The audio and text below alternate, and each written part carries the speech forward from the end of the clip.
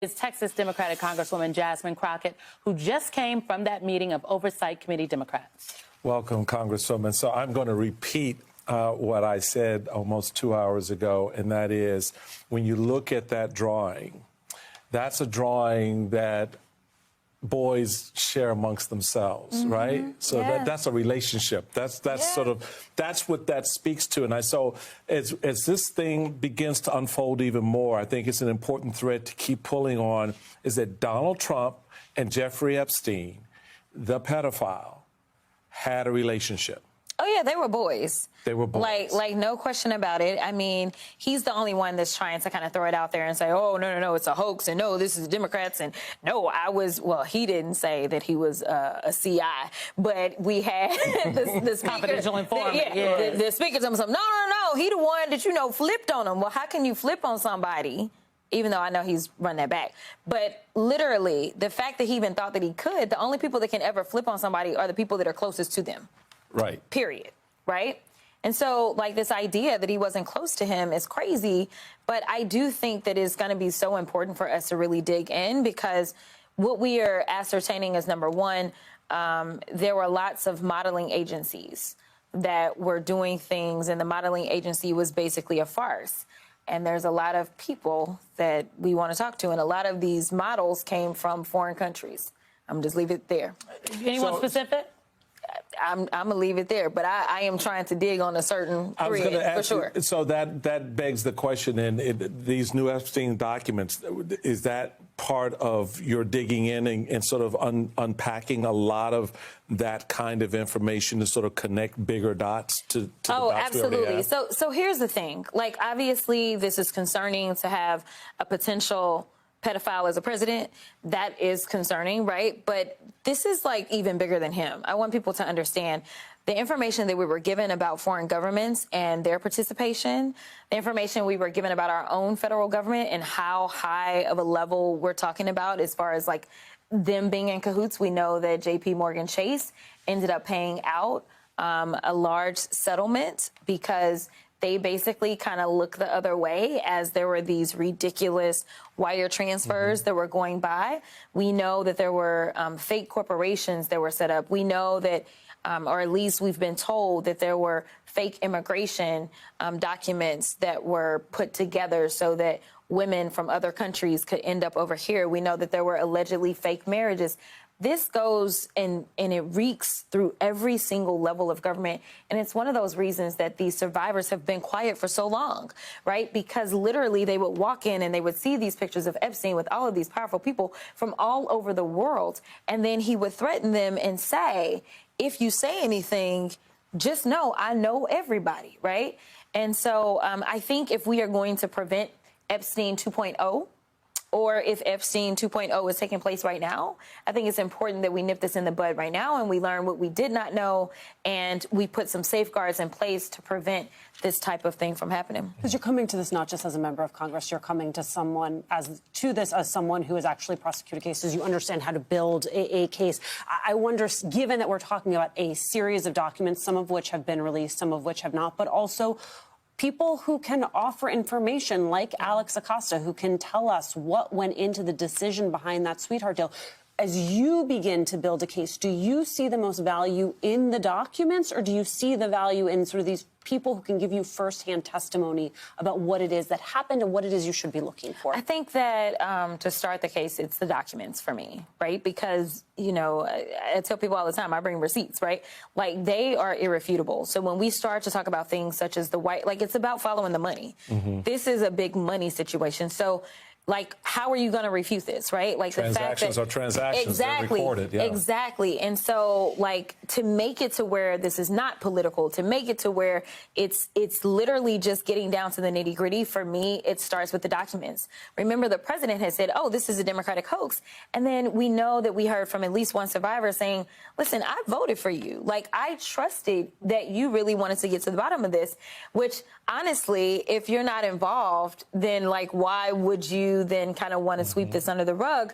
So for me to get it kind of out of the political realm, I would actually want to start with the actual documents, such as the birthday book. It is what it is. Like, bro, you said there was no note to your homeboy, and we've got it, and it's kind of icky, as well as, like, who wrote that? Like, seriously. It's like second grade level. What did you all discuss in the meeting today? Like, where do you go from here? So we talked about, like, our upcoming hearings. We have a big markup on D.C. So we've got to deal with all the bills that are about to come through and come up with our strategy on that as well.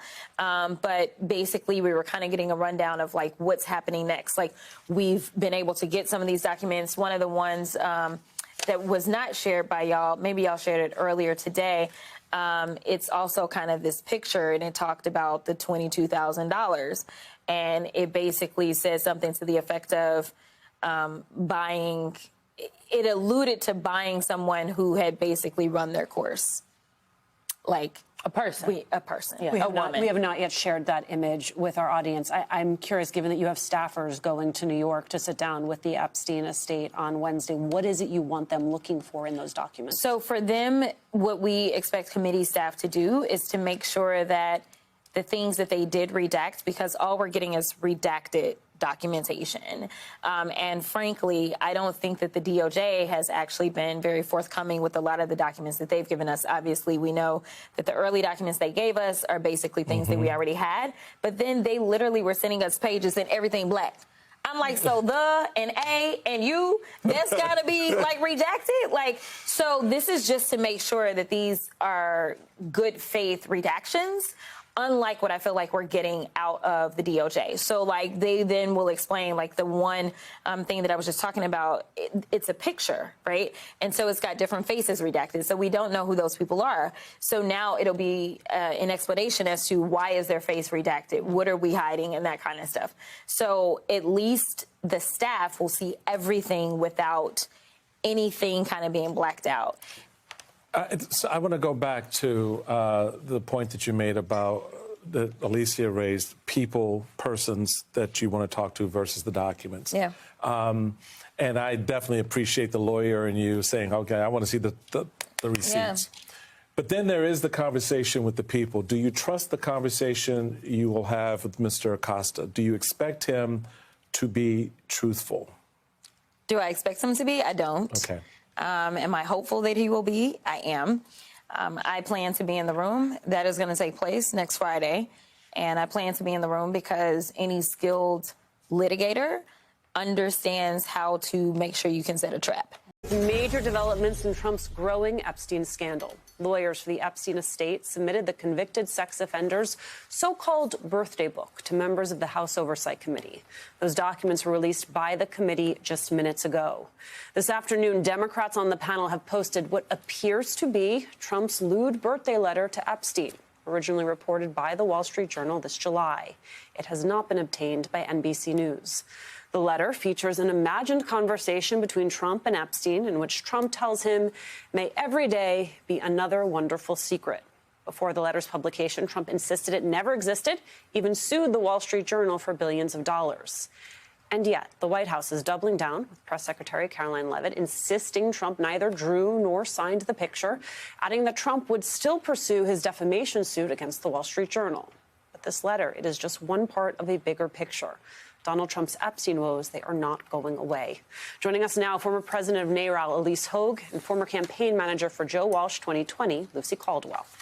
Welcome to you both. So, Lucy, Elise, welcome again. This is, you know, Alicia laid out in the opening, you know, how the White House and Trump claim, oh, this never existed, this is never... And here we have the evidence, and they're now saying, oh, this is all made up, it's a Democratic hoax.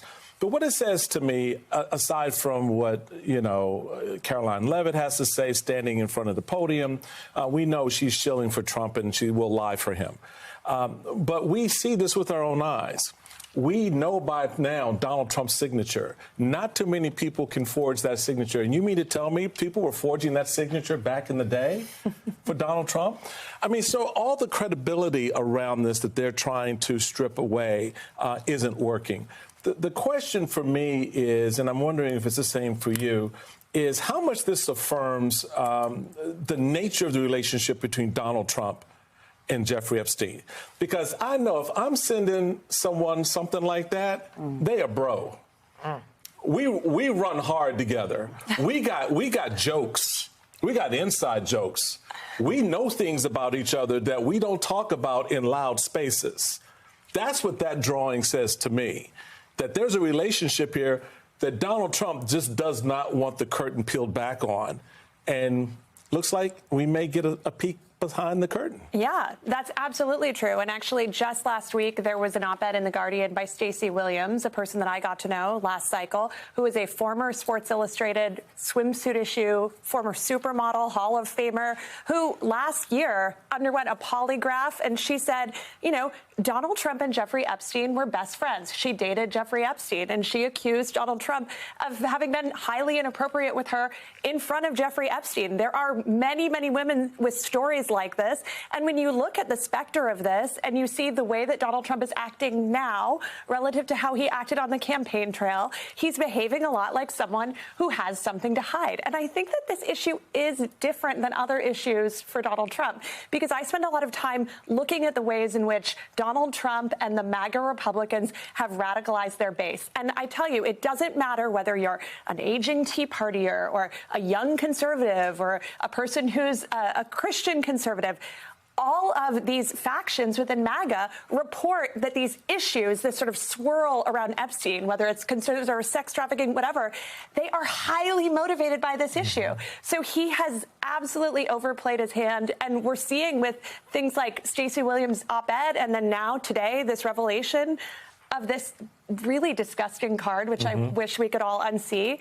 This is, it's so bad for Trump. It's so bad. And what this does is it makes him weaker. And this isn't a good thing necessarily, because she is truly evil. But it makes Ghіઝlаіnе Mахwеll stronger, because Trump definitely doesn't want the actual files to come out, right? Because we've just gotten a little morsel tonight. Let's be clear. As bad as this drawing is, this card is, we know that there's much worse in that we don't know about old Jeffrey, right? Like there's so much we don't know. There's a lot we do know, and it's awful, and we see this and it's bad, but some of the things we've learned are much worse. And I'm guaranteeing you that there are even worse things that are currently buried. Trump doesn't want that out there. He saw how bad this one little piece, not even 1%, not even 0.1% of the entire revelations has been damaging to him. And now he says to himself, well, I don't want the rest to come out, so I am entirely reliant on the goodwill of a woman who, yes, I have power over because she's in prison and ultimately I control federal prisons, but through any means could change her mind at any moment and flip on me and make a gamble that if I could go against Donald Trump, maybe I'll score better positions for myself down the line. Maybe other Republicans who will benefit from Trump's ouster will protect me. Let's be clear, there's a lot of Democrats out there that are very power hungry. Who's to say one of those Democrats, and I don't support this, wouldn't try to make a deal themselves to try to get Trump down to help them in 2028? God knows what, right? But Trump now looks weaker. He looks weaker now. He's utterly reliant on her and utterly reliant on his base remaining cult-like. And on many issues they do. But on this issue, MAGA is divided, and that's when Trump loses.